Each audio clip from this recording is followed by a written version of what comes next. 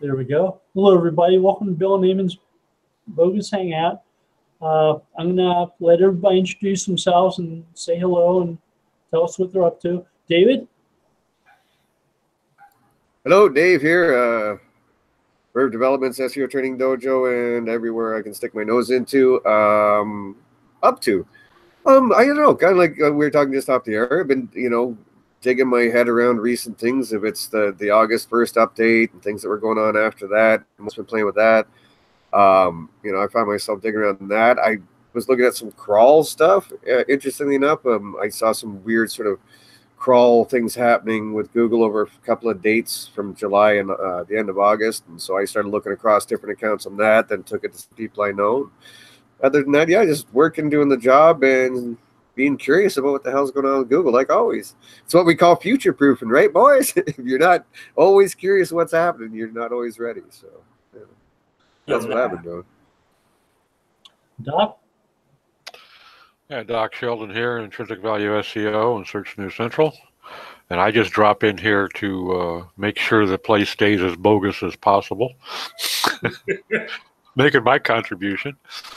What have I been up to? Well, with the help from a good friend and colleague, James Morris, been overcoming another hack, an injection this time, that somebody planted a bunch of crap in literally dozens of files. Virtually every file they could find, they embedded something in, auto-regenerating and obfuscated.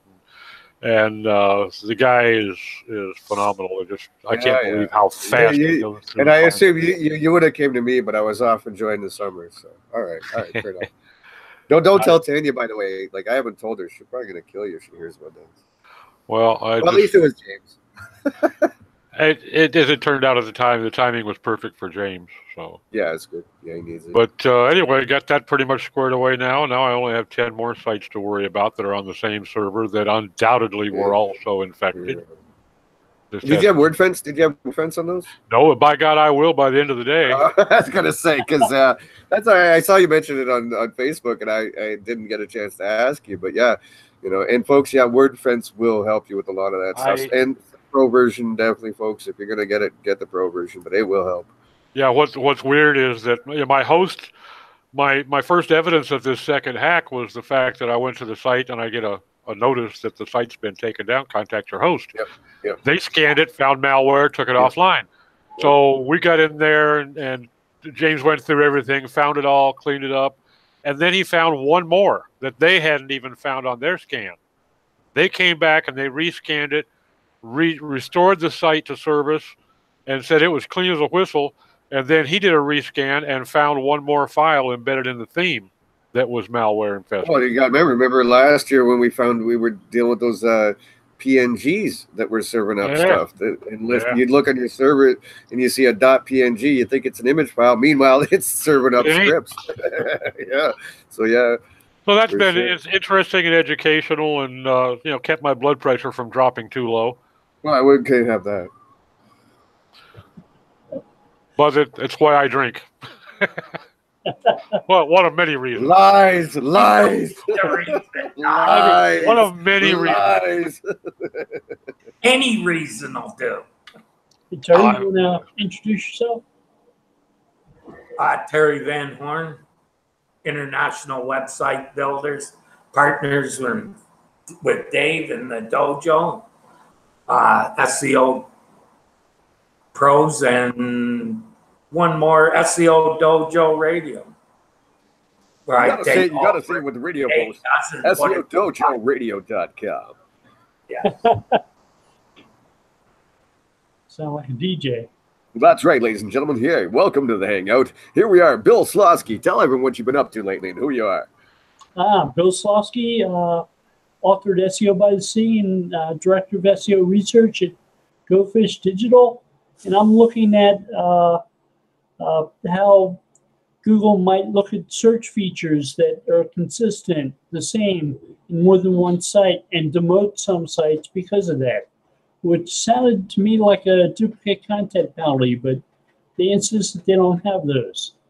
So Yeah, but doesn't that also, like, you know what I mean, fits into the thin content thing? Like, I remember when I used to talk to Matt and stuff, if it was Panda or if it's you know, there's an actual thin content manual action, and they used to talk a lot about, when I would hang out with Matt, is to, if a large percentage of a site is scraped, or if a large percentage of a site, you know, I think a lot of people think duplicate content in terms of, I've got some bug in my CMS that is producing the same content over and over.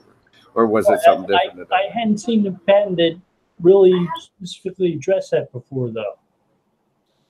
So this, yeah, I agree. Yeah, I haven't seen one like that, but again, just from talking to Matt and stuff about, you know, how they look at that stuff, and it was really a lot about scraped content. No, it's always that value add. You know what I mean? He would always come back to that. It's okay to repurpose some content with a value add, et cetera, et cetera. But if 80% of your site is scraped content with no value add, that's where you wander into the land of thin content. And I think that's what a lot of people confuse with a, you know, a duplicate content penalty. I don't think it's an on-site thing. It's more of a, you know, is it duplicated elsewhere on the web? It is one of the few I've seen, and it's only been recently where been talking about demoting sites. Yeah, which is, so you're talking like dampeners and stuff? Purposefully moving them back 20 or 30 positions in certain results. So would you consider that, like, okay, so we got Penguin, which got thrown like into the core and we disappeared years ago, but Penguin was kind of the lighter version of manual action for unnatural links. So do you think it's kind of like that, like meaning it's a lighter form of the thin content kind of penalty? Or I remember seeing people Webmaster World talk about the minus 975 penalty. Yeah. Do you remember? But yeah, it just grew. There was the minus 36, the minus 99, the minus 30, 60, 90. Yeah. It just started growing out of control. And that's what this taco demoting websites reminds me of. Yeah, okay. Now, it's not official search engineer speak, but the concepts are the same. Have you found the mysterious sandbox one yet? The sandbox patent. Come on. There was another search engineer who said that same thing happens with bricks and mortar sites. Someone builds a new one, no one's ever heard of it. It takes a while for people to learn about it. Well, yeah.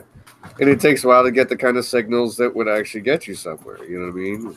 Yeah. Like, again, going back to Matt, because, you know, I knew Matt for 10, 12 years. We'd sit there exchanging emails. And he always said to me, he said, well, Dave, there are a set of elements that could give the appearance of what SEOs call a sandbox. But to us, there's nothing we call a sandbox. So, which is your usual Google speak, of course. But I mean, you build a new business, you put up the sign, nobody's ever heard of it. You don't run any TV ads yet, and people say, what is that place? What do they do? And they don't know. Yeah, yes. My business has been sandboxed by the Chamber of Commerce. Nobody's showing up. What the hell?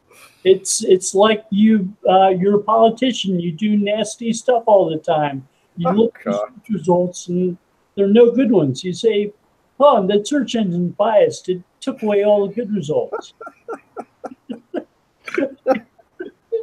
Why is there nothing but negative news about me? Well, it might not be Google, bro. It could just be you, but, you know. It could be.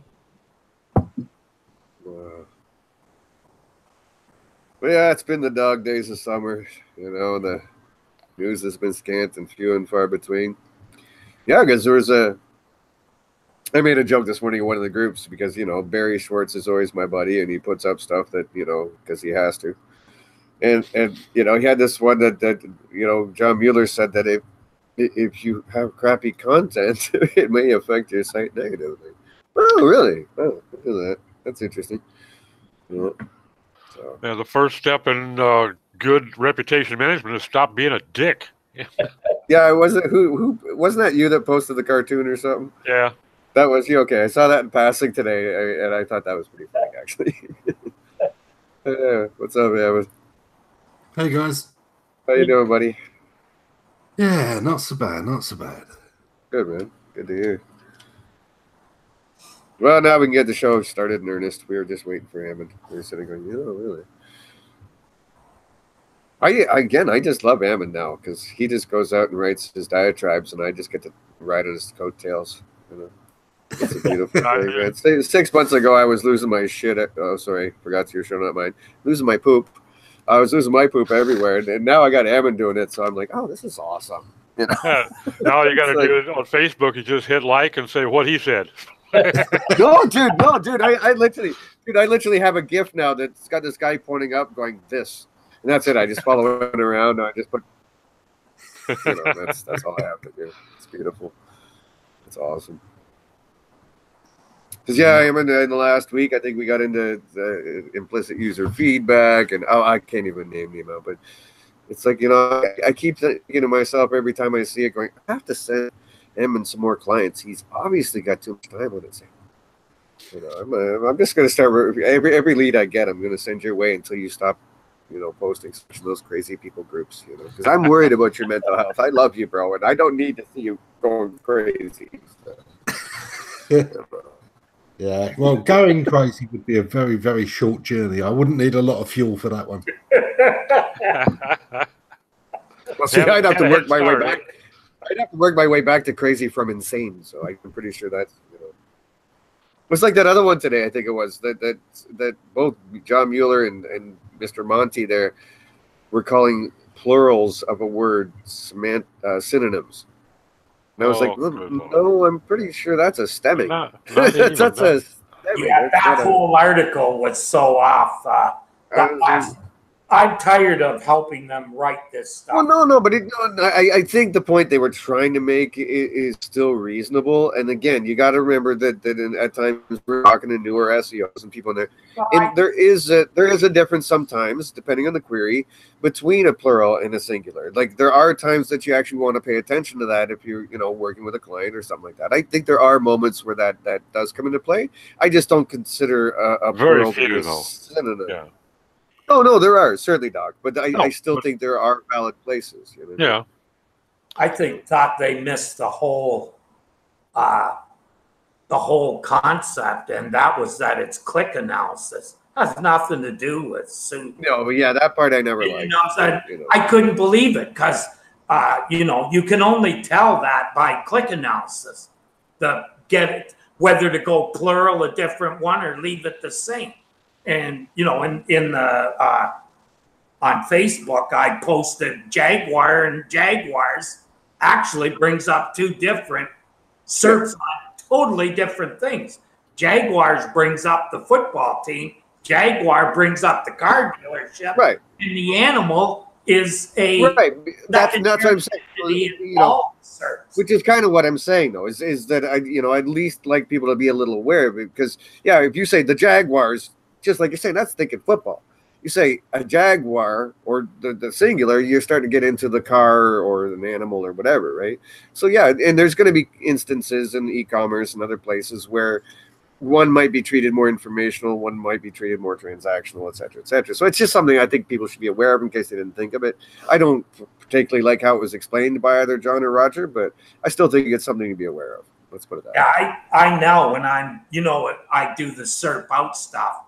Now, the first thing I do when I look at a SERP, identify the primary entity and all the secondary entities to it in the SERP, because then you know which one you should be focusing on. You know, might not be the one you think.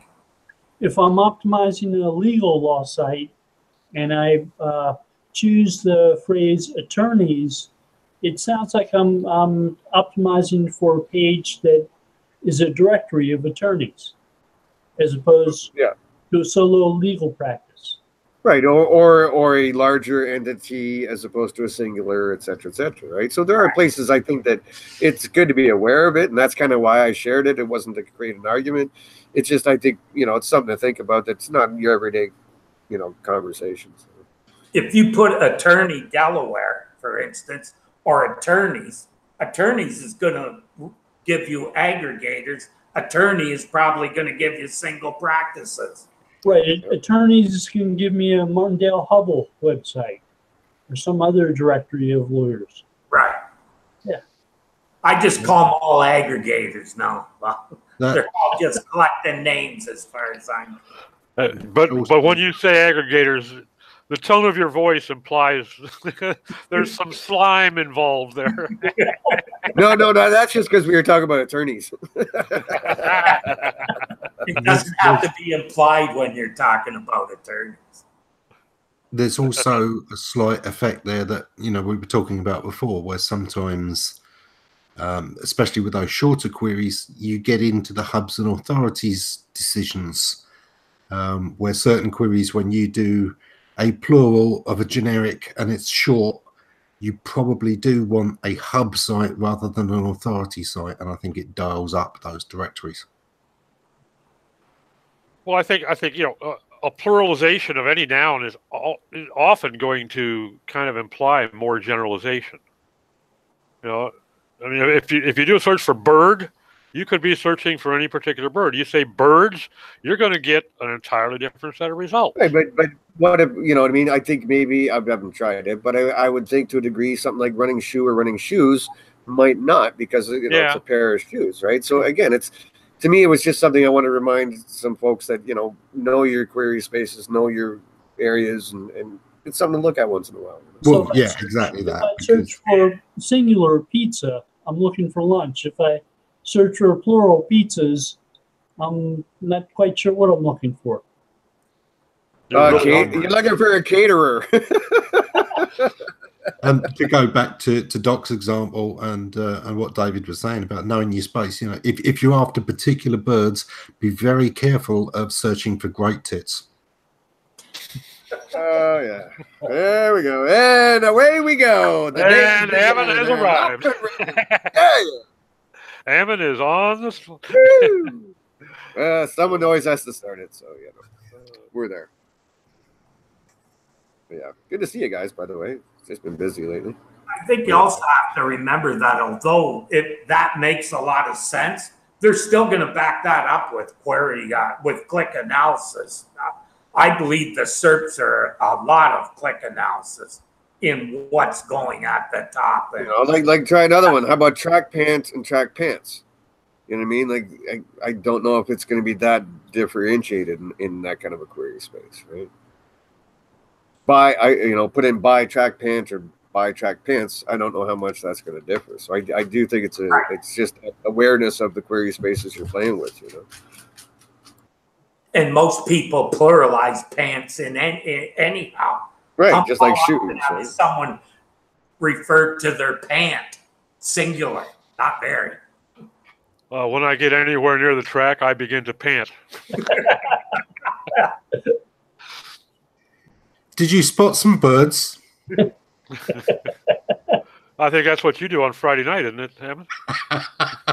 That's it. I'm starting up a bird blog just so I can, say I saw some great tits the other day and get away with it. I can do it. I'm not in trouble. Ammon's just giving me a new idea there. Thank you, sir. Yeah, you can use it to sell pants.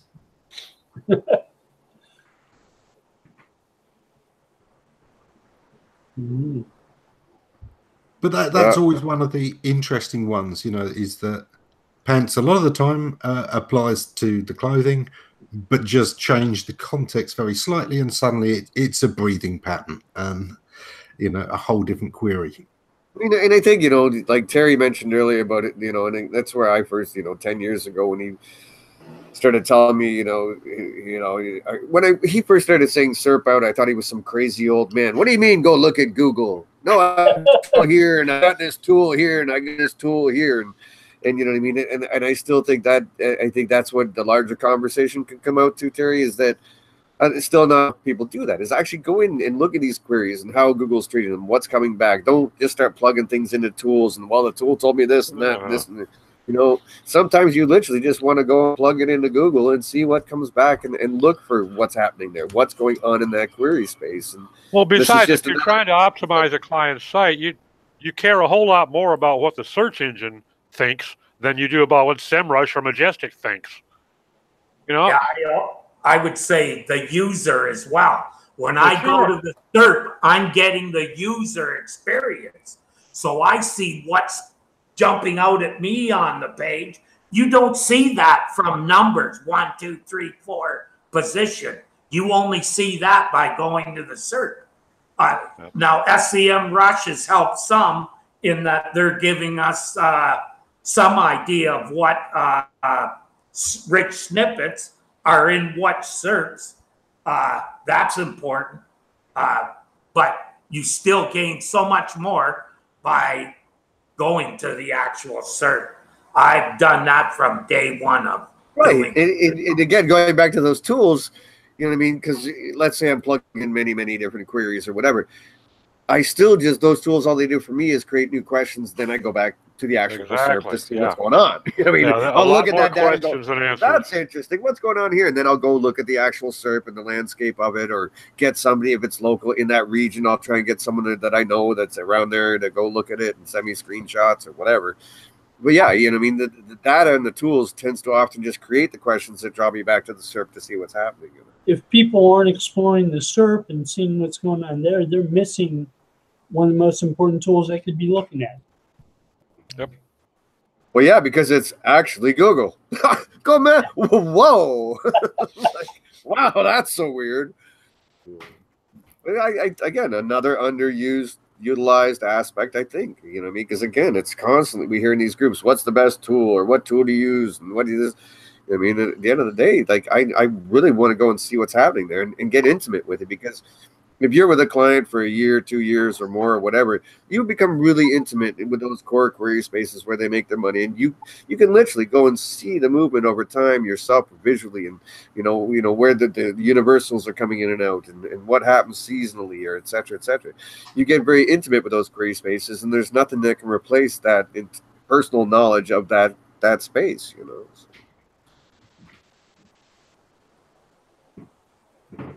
Yeah, you've got to use the right tool for the right job. You know, there are a lot of times when something like Majestic is absolutely essential. You really need to know what's going on in the backlinks, because that's the area when most of your rivals are playing, and you want to, you know, if you want to keep up with what you've got to do to take those top positions and links are in play, then you've got to know about what's going on with the links. That doesn't necessarily mean that what you're seeing, even with a tool as good as Majestic, is what Google is seeing. True. Yep. Or, you know, or even Screaming Frog, because now you're looking at the internal elements of a site. That still doesn't tell you how Google's treating those internal link ratios and how PageRank or whatever other scoring elements are passing through a site, but still it gives you that starting point. That, you know, tools can give you that data. But again, to me, that data creates questions. That creates, you know, things that I can follow up on, things that I can dig deeper into. It just seems that so many people want that big red button, and I know we keep doing that over and over in various Hangouts, but it just seems like everyone keeps looking for that big red button that doesn't really exist. It's in your head. You got to know what you're doing in your spaces and have the experience. Well, to me, the real value in tools like Majestic, Screaming Frog, and many others is for harvesting information quickly. I mean, you know, we can all go to the individual pages of a site and get the same information, but it would take us hundreds or thousands as many days to accomplish it. And they harvest that information quickly, and they put it into a digestible format for us. Right. But at the end of the day, you got to use your hat rack up here for something to analyze. Or Search Console. You start seeing anomalies in there in crawl rates. You start seeing anomalies in there in duplicate title tags, or something else that could be a problem with your CMS. And so again, you're looking at these data sets to surface things that you can dig deeper into and find out what's going on. It's not going to just say, there you go do this. You're going to be making lots of money. It's like, you know, I don't think it works that way.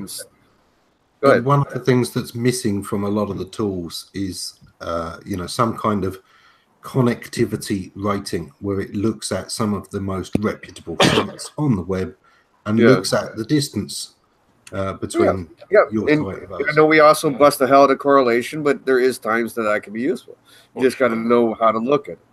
I mean, like and again, these third-party metrics are the ones that kill me, because, you know, a lot of us hang out in the same groups and stuff. And if I see DA, PA, or Hrefs or Majestics, you know, numbers treated like they're Google's numbers, I'm gonna, you know, just go bash my head through a fucking wall, but so many, again, it's that big red button mentality that so many SEOs are running around, you know, thinking that domain authority, that this DA from Moz somehow means something to Google. It's like, no, what? Ugh. You know, it's great that it's some sort of metric, but you know, what is it? Well, it's like, you know, Terry, when you and I were working with search metrics, right? It was like pulling teeth, literally. Like we tried to figure out what, because they call it visibility, I guess, or whatever. They have some bloody third-party metric they call it. And Terry and I were like, well, can we talk to your engineers, because we'd like to know how they calculate this score. And so they get us in touch with the engineers, and we start talking to them. And I swear to God, it took Terry and I like 2 weeks to get a straight answer. It was like I'm sure if they understood it, Terry. It's like, you know, was Marcus Tober or something, I guess? I don't know who we were dealing with originally, but yeah, it was like even their metrics, it seemed like, you know, nobody quite knew what the hell it was and how they're being calculated. So I get frustrated when I see SEOs running around using these third-party metric, you know, initialisms as like there's somehow something that Google's using. It's like, you know, it's confusing. I'd say even Google's own data, you want to take it with a grain of salt. I wouldn't base a whole campaign on it. I'd maybe start a strategy based around it, but I wouldn't take the numbers as written in stone absolute, because they're not. Well, that's another one, because yeah, John Mueller came out and said, if you're trying to disavow stuff, just go by our link reports. No. Love you, bro. Love you, but no. I'm not taking that chance. I'm going to use a third party in concert with, and in addition to, or whatever. But I mean, if I'm dealing with something as scary as a manual link action or something like that, you know, like, well, I want as much as I can get my hands on. Well, Google only lists 1,000 links, right? So if you have 1,000 links, they're already showing you a snapshot. Over 1,000 links, they're giving you a snapshot. Well, I think what John was kind of saying too was that if you see links like that, go look for other ones like that. And it's like, well, that's not going to help me. I still need a list of stuff to look for like that, you know. So I think what he meant was that if we don't know about it, it doesn't matter to us. If it's a link, they know about it. If the site's been crawled, as far as I'm concerned, they know about it. The fact that they don't show it to us is an entirely different thing. These days, it would be pretty hard for a site not to get crawled. Well, it's like I made a joke. I made a joke. Do it anywhere on the internet. Like I made a joke. I made a joke with someone today about that article that I think it was Barry Schwartz or somebody. Anyways, and I made a joke. I said, "Oh, okay, so I see. So next time I'm doing forensic work where someone brings me on because they got a manual link action, I can go disavow everything and say, well, John said that it's okay." That'll get me out of the penalty box. Yep. No, John said it. It's okay.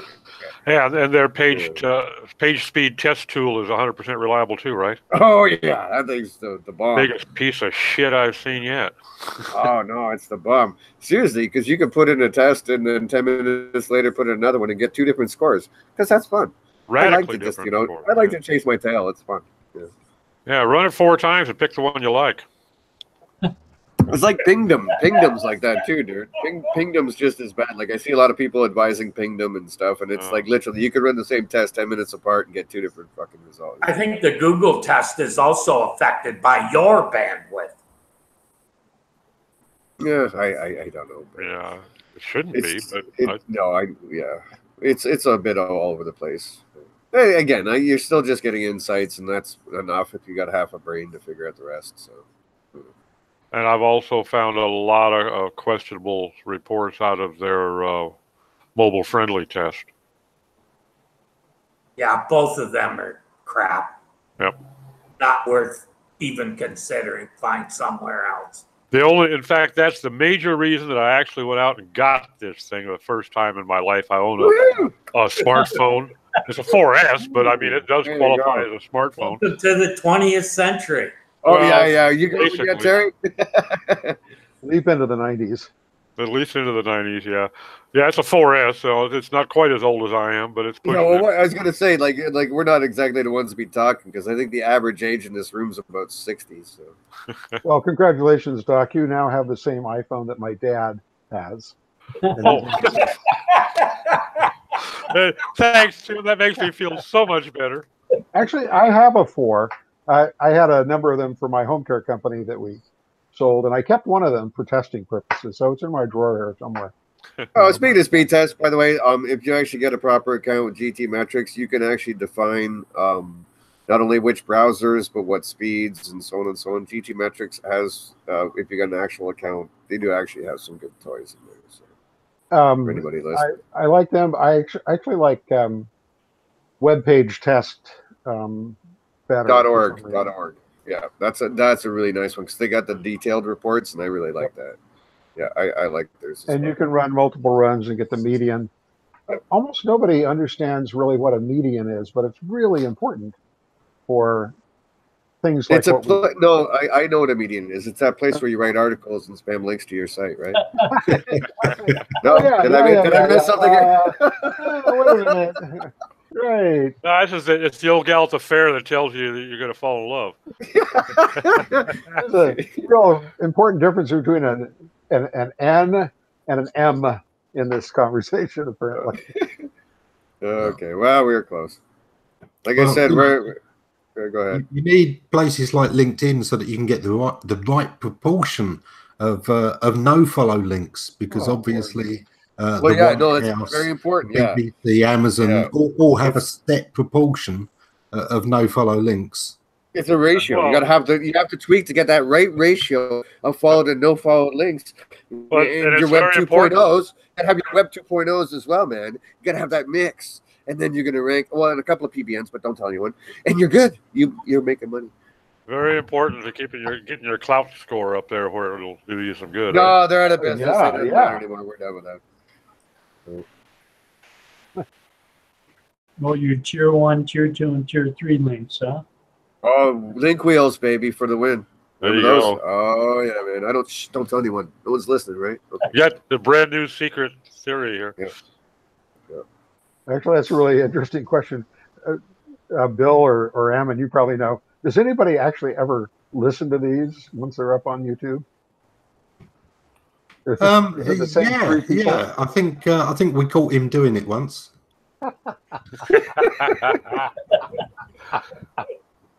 Oh Lord. The count does very slowly go up over time. So yeah, there's people who kind of binge watch episodes, sometimes months later. Is it up to 7 now? Well, no, it's also YouTube. Like, again, you know what I mean? It's a hype train. You know what I mean? Like, I don't care if it's whose it is, or Barry's or Eric's or anyone's. Like, YouTube's still not a big thing for SEOs. They still tend to disseminate their information elsewhere. You know, Terry's had a lot of success as far as we export them into MP3s and then we get them up on iTunes and crap like that. And we've had a lot of people tell us they like to listen to them driving home from work and crap like that. So I do think there's still a market for the whole MP3 side of things. Because I don't think this is what are the drawbacks to working from home? I have no commute anymore. my podcast listening time now is 0 because I don't have a commute. Yeah. Well, your other problem is 4 to the 6 people in here you hang out with every day on Skype, so it's not like you don't already know everything we think. I usually listen to podcasts. I think at this point, Tim, we could actually put you on a hangout and let people say, what would Terry say about this? What would Doc say about this? And you could probably answer those questions. Yeah, probably. Yeah. I don't think you're quite the target market. So. We actually had a pretty good discussion in the dojo this morning about converting text posts. Yeah, I saw that. And let me know how that tool works out, by the way, Terry. I had a thought about that after. If you added that to made one of those for every page on your site, you would then be able to help. You would have accessibility for most of the impaired hearing and seeing. Yeah, but I think the problem becomes with that, dude, is you have to, like we've been doing at the dojo, is chopping sections out. Like, you know what I mean? Like, we talked about GDPR for this 10 minutes, chop that out, put them up on YouTube like we're doing, because you can't really take an hour show and throw the text up on a page. That would just be nuts. Yeah. Like, you could, but I just don't know if that's really a viable. Well, the other thing to consider is I tried one of those. In fact, I still have it on one of my sites. It's text to speech. and it eats up some serious bandwidth. I would imagine. You know, if you actually get a user, you know. Yeah, but I'm yeah. just saying, One yeah. converts them, and then you put it up on your website. Well, Again, I still think you'd have to chop it into smaller bite-sized pieces. Well, if to you had a make it focused viable. post, or I was even thinking the pages on a website, right? Putting an audio there for the hearing for. Yeah, but I'm going to go out on a limb here and think that most of the people with accessibility issues already have screen readers that do it for them. So yeah. They Well, might in fact, listen to it rather than use a screen reader. Win 7 and Win 10 will actually read your page to you. yeah, like that already exists, so I don't think you really need that, personally. You know, it's not the best bot that you're going to hear, but it's serviceable. Yeah, Win 7 and Win 10 are. Yeah. Oh, okay. I was thinking of browsers. Yeah,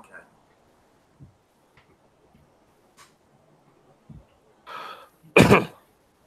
By the way, another discussion we had in the dojo earlier, Terry, I'd love if you would forward me a copy of that email you asked about, just so I can. Oh, yeah. Yeah, okay. That looks interesting, but I couldn't find it in any of my inboxes, so. Maybe it's a fake. I don't know. It might be a spammer. Who knows? Yeah, I was surprised that not anybody else in the dojo knew about it. It's an analytics extension for Chrome that will tell you the phone number, email, and other user information, including the keywords they use to see your site. This was from Google Analytics this morning. Anyone else get one? No, that's what we were joking about, that you've obviously been spammed. No. To be honest, actually, after I read that, I haven't gone to Gmail to check. But yeah, you might look to see if that has an Indonesia IP address. yeah. It was from Google Analytics? Yeah. Yeah, I didn't see an email about it. So. I'd love that to be true, though. Are you sure it's from Google Analytics? You're not basing this on the fact that it's analytics@gmail.com.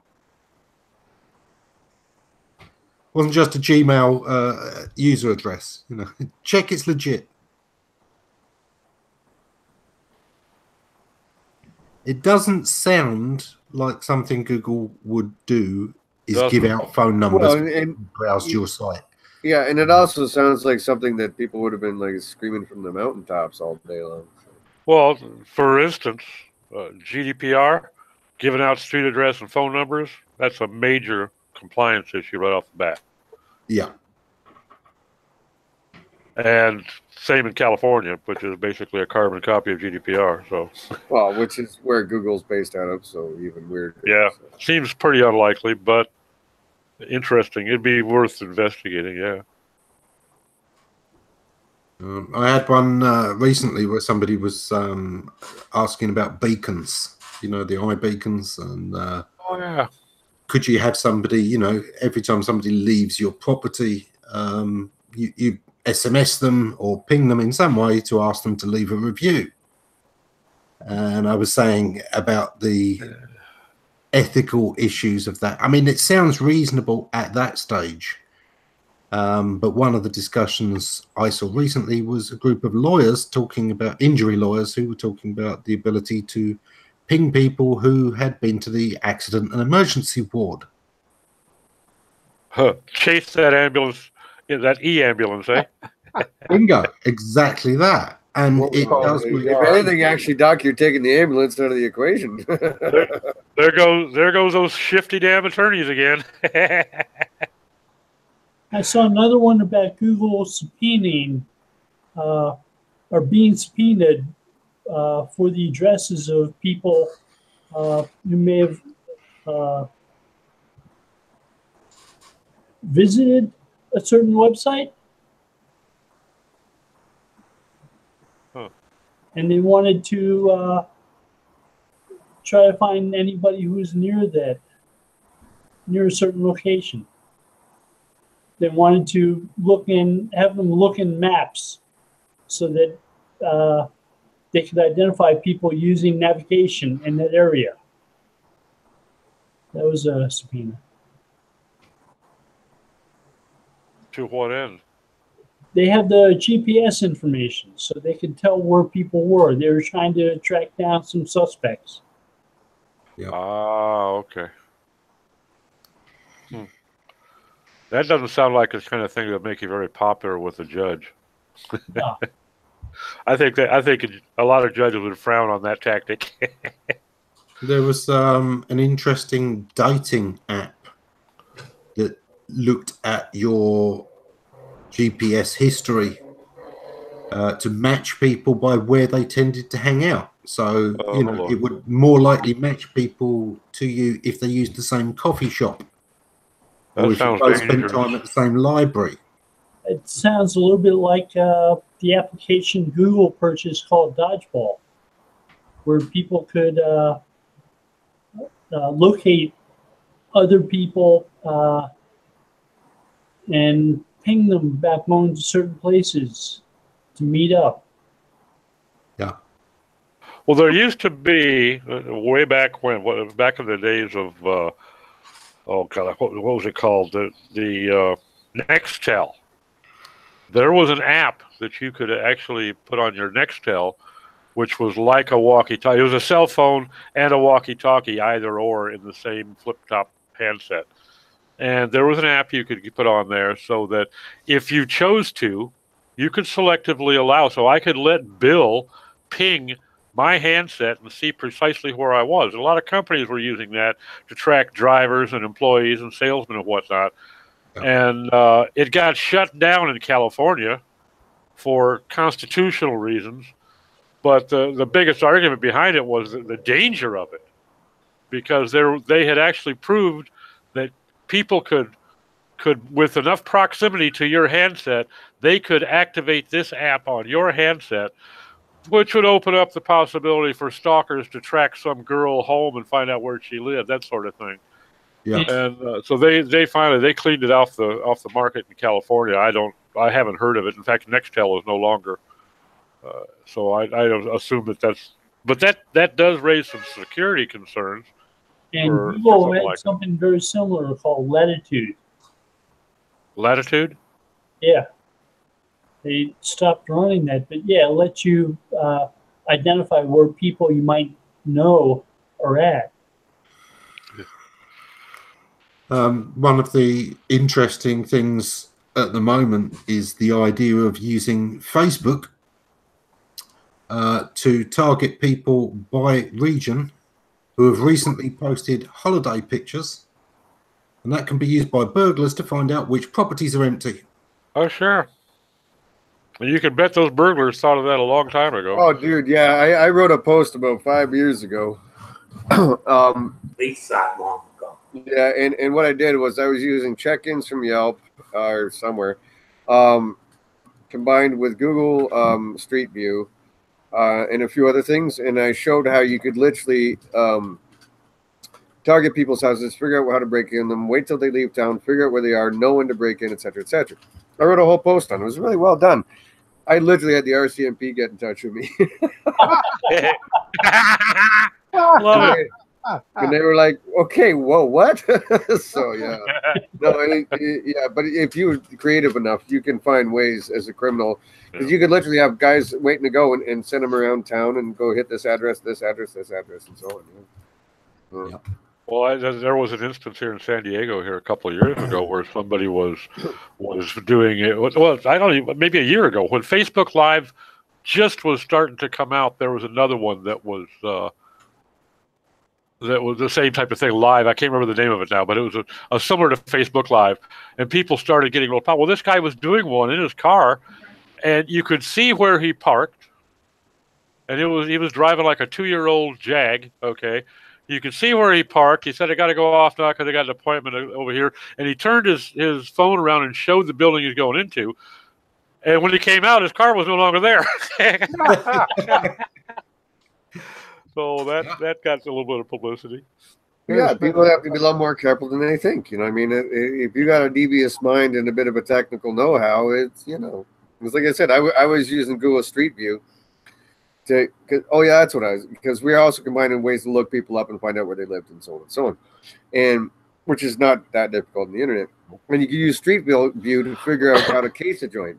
You don't have to drive by to case a joint. You can use Google Street View to figure out, I'm going to go in here, I'm going to go in that door, this window, whatever. You can case the joint. You know what I mean? Then you can use their check-ins to figure out when they're in and out of the house. You could use, like, obviously taking their name and then plugging that into. And yeah, I just was doing. I think there was tags or something. I don't know if it was Yelp or whatever, but literally you could put the tags into Twitter and figure out, like, people I didn't even know. Didn't even have to be on my friends list, nothing. I could just find random people that were posting their statuses of wherever the hell they were by putting tags into Twitter, and that's how I was finding people. From there, I was researching them through 411, Yellow Page, whatever, and putting out their address. From there, we were going to Google Maps at the time, Google Street View and shit. And yeah, you could literally within half an hour find a bunch of targets to send a little crew of criminals out to go rob some houses. It was like that. It was very easy, incredibly easy. So there's been a problem for a long time with people who will rob the homes of widows or widowers when they're at the funerals of their loved ones. Oh, see, that's a nice one. I like that. Use the obituary. The obituaries, right? If you are helping somebody who's going through that, make sure that when the funeral is going on, somebody stays at the house. And watches it. And again, like I said, I expanded to the point where you could actually, you know, show the house. Then you could show an upper view to say, here's the closest highway to make sure you get in and out of that neighborhood real quick. You know, hand that off to your team of criminals, and away you go. You know, not too hard. So yeah. Sad.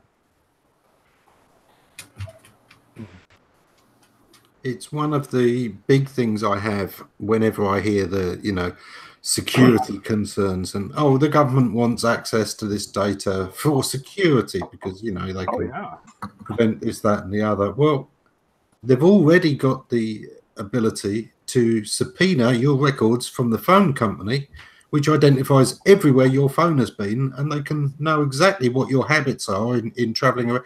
They don't need much more than that. Being able to precisely position you over the last 6 months or so is more than enough data for them, I think. And they've got that under the constitutional system that we have already. They just have to, you know, get the warrant and subpoena those records. And that's in the UK. In the United States, that doesn't really matter because they don't give a damn about the Constitution. They just do it clandestinely. That's right. But you know, it's a bit like your ISP over here. The ISP has to give those records if they're requested in the right method, and you know, there's very few ways around that. Did anybody else see the instance? There's a UK citizen, actually, I think he's dual citizenship, UK and Australia, who landed in Sydney. And they took his phone and laptop into a back room and copied everything off of both of them. And he thought they had installed some sort of a spyware program on his phone. What that was actually a, what do you call it? What do you call a little hidden, an Easter egg of this version of Android phone he had, this dancing octopus. But yeah, apparently that's a recently enacted law in Australia that you must give them the password and everything else, and they will be able to look at to the depth that they like and copy anything and everything on any electronic device in your possession. Well, I read a story about somebody who went to England to give some kind of a technical talk from the U.S. like a year ago, and the same thing happened to them. Ammon, you might know more about that. I'm just waiting until the next time Bill goes to a conference. I'm gonna have someone break into his place, leave a little note for me on his couch or his bed or something. Dave, I'll put it on his bed, a little note saying Dave and Trixie were here. Yeah, Tim, that doesn't sound typical at all. I'll have to go find it. The person that wrote this article about this is from the SEO community. I can't remember the name now, but I might go back and look at Well, it. on a more relevant note, one of my favorite ones of late, and I know I talked to Doc about this and stuff. Some guy was smart enough. He went to the WordPress directory of plugins and stuff. I don't know. Doc bought up 100 or so, something like that. Yeah. He went in and bought up 100 or so of these plugins that were popular and free to use and stuff, and threw backdoors in them. Oh yeah. And he was stealing crap left, right, and center, man. WordPress was in a tizzy for about 2 weeks there. Yep. This is about a month ago. And yeah, I thought that was kind of smart, to be honest. Like, again, sometimes you got to respect some of these guys and go, now that was a good idea. But yeah, he literally went and bought all these plugins up, threw backdoors in, and was stealing credit cards and crap like 90. It's one of the reasons to be. I mean, the biggest security issue is anything you've ever accepted a software certificate for when you've installed it, because once on Windows machines, when you've accepted the certificate from that software supplier, most of those softwares can update themselves, and you don't get any further thing about them, writing anything they like into the operating system at almost any distance depth. So what they can install, once they've got you to install one piece of software and you've accepted that certificate, what they can do, what they can monitor, what they can basically, you've given them a Trojan. I wonder, if I go to the WordPress repository and I download a legitimate plugin through the WordPress repository, and then a month from now that plugin gets an update, does Automatic ever see that update? I don't know. Does I it go wonder through if the they process? analyze it, Right. Yeah, like, does it go through the process? Like, I know with like Xbox, it doesn't matter if it's a well-known game, they still have to put it through the Microsoft team.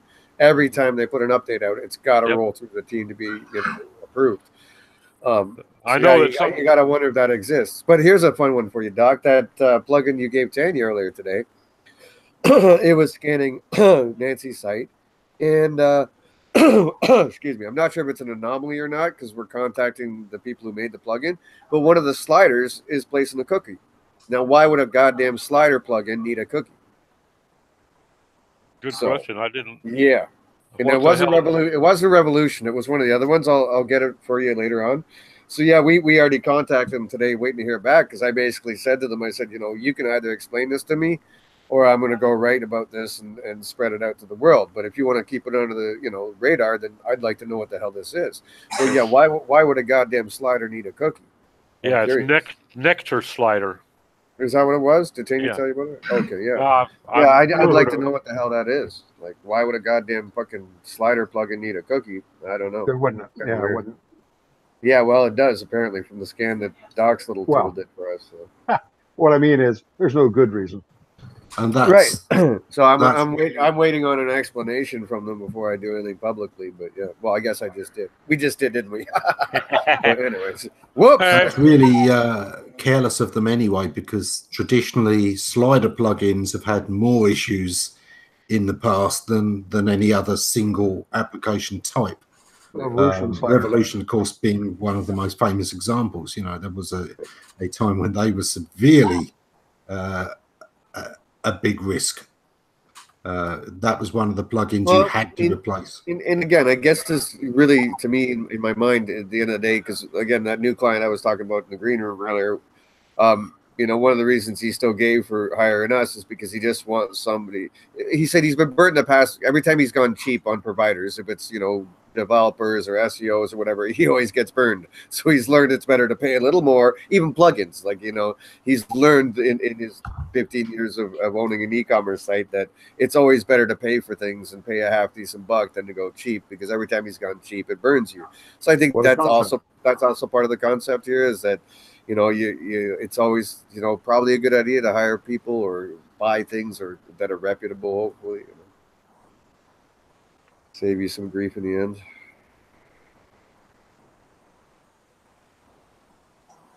Okay, we're watching Tim think. Oh no, nothing. Waiting for it. I was like, he was so out in space. I was like, this has got to be good. I'm waiting. Well, no. What I was thinking about was, there are some themes that are bloated and over. I mean, they're overloaded with everything, but they do tend to use pretty solid sliders. I guess the real question is, are you going to keep using sliders in the future? I'm completely getting away from them. I agree with you. No, even load times and bloat and things like that. I'm not convinced. To be honest, I'm not convinced how much you're adding to the UX of a given site at the end of the day. So there are some clients that really like them, but well, there are some uses in which I can see them very beneficial, but there's also ways to really speed them up. And one of the big ways is, for instance, rather than have a full above the fold slider, you can take that down to vertically to a third or half that height and still provide imagery that'll have some impact on your users. And I'm running Meta Slider on one of my sites, and I can consistently get that page to load in well under 2 seconds, sometimes in under a second. Yeah, and again, I think at the end of the day, to me, beyond that is still UX. And I'm not sure if it was just a fad or something that I was addicted to and curious about the value of them. You know what I mean? And again, most of my clients are still addicted to them and love them. A lot of times we don't have, we do. I don't see the value of them, except for the fact that clients seem to still like them. By the way, that look was not me thinking; it was just me exhibiting trout mouth. Trout mouth. Yeah, trout mouth. That's. But yeah, I'm actually kind of with you, Tim. I've been that way for a while, and obviously Terry's been that way since they ever came out. He hates them. But I'm starting to, I more and more question the value of them at the end of the day, and I'm not convinced anymore. Well, to me, the big question is: are you using them just because you're lazy about all the information you're trying to present, and so you just give up and present it in a slideshow? It's like, I think a lot of the clients, it's the Joneses. I think it's keeping up with the Joneses in their mind. They see it on every website, and they got to have it on there. Right. That's what I think, Terry. That's what I find it when I have these discussions with clients. Yeah. That's small minds. Yeah. It's one of those areas about innovation, not doing what every other idiot out there is. It's one of those areas where my past career history really, really helped out. I was a media resources technician for a couple of years, and we studied all kinds of media, from posters and booklets to slideshows, and particularly using overhead projectors, if you remember those, with the transparencies and how many layers of transparencies you could combine so that you could get interactive stuff.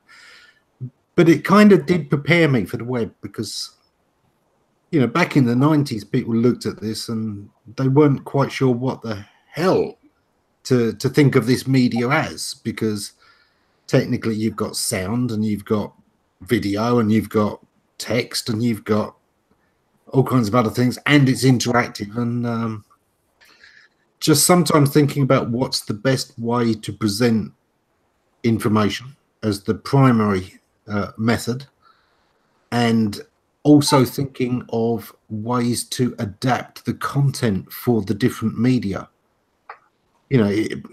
Think of it like when you strip the audio for podcasts. There's times when that's as simple as just stripping it, and there's certainly times when that's the convenient thing to do.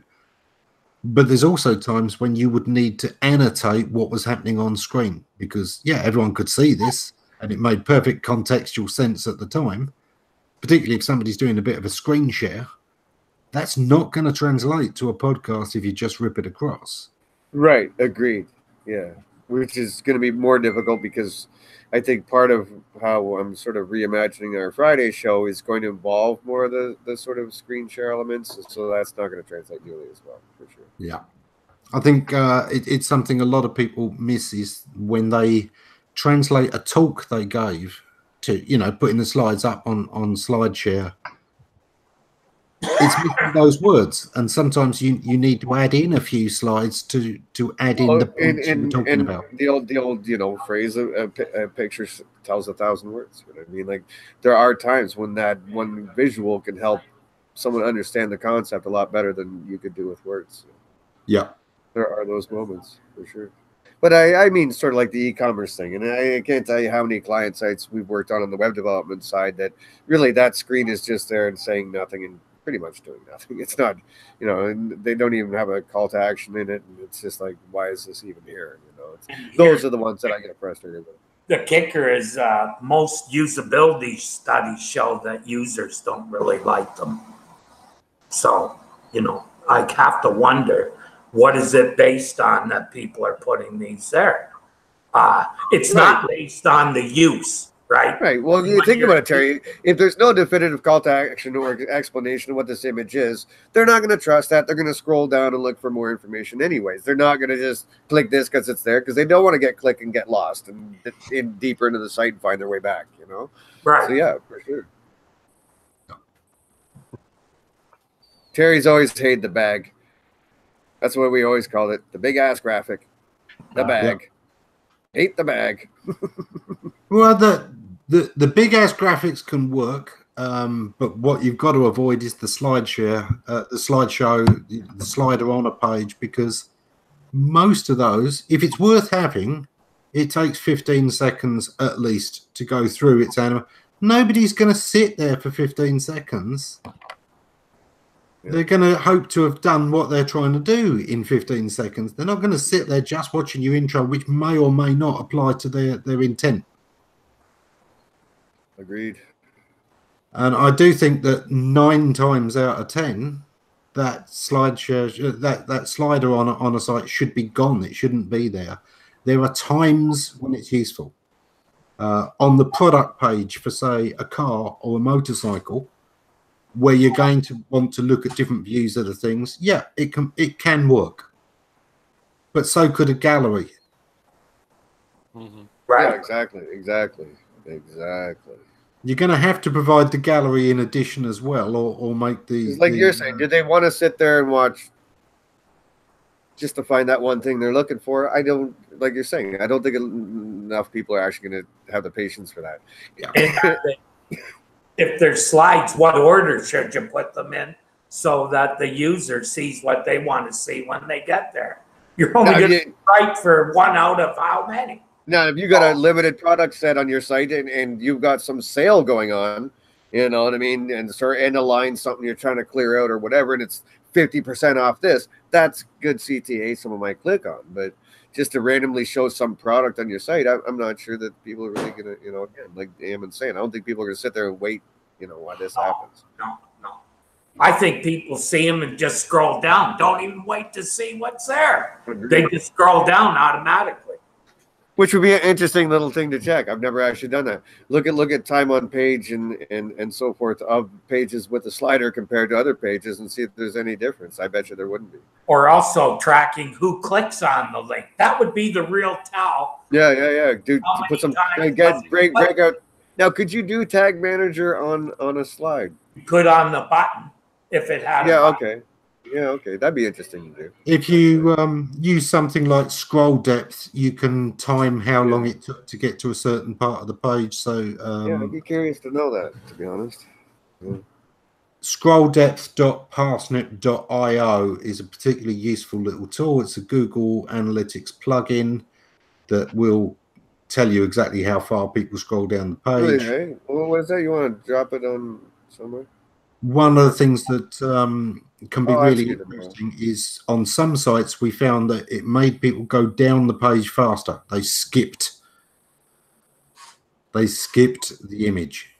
What is it called? The instant they saw there was one. Hey, you want to give us that again? Or throw it in the chat or something? Yeah, scrolldepth.parsnip, parsnip.io. Yeah, I want to check that out. I'd be interested to see. The same guy does like three for CRO stuff. That'd be kind of valuable. So I like it. Yeah. He does 3 different plugins. One measures time and interaction, so it checks that you know, the mouse or some scrolling or the tab's active, and it operates a timer so you can see how that long just seems people like are on a page. it'd be a little quicker at the data than having to put like tag manager or something in there. So. Yeah. For sure. All right, cool. Thank you. All right, well. Couldn't trouble you to put the URL in the window, eh? Oh, fuck no. just go to Google, put in, just remember parsnips, like the vegetable. Just go to Google, put scroll parsnips, you're done. Oh, scrolldeck.parsint. Parsnips.io. I think it's parsint. Oh, is it? I don't know. Which is no, see parsnip. Yeah, there you go. Parsnip. Oh, it is. Okay. Yeah, see, it's just a vegetable, bro. Just eat your veggies. Yeah. Huh, interesting. All right, well, 4:06. I got a lady waiting to take her out. Don't tell Tanya. It's on down for the day, guys. Thank you all. Have a good day. Thanks, Bill. Bye, everybody. Have a great one. It's on out. As always, boys. I know.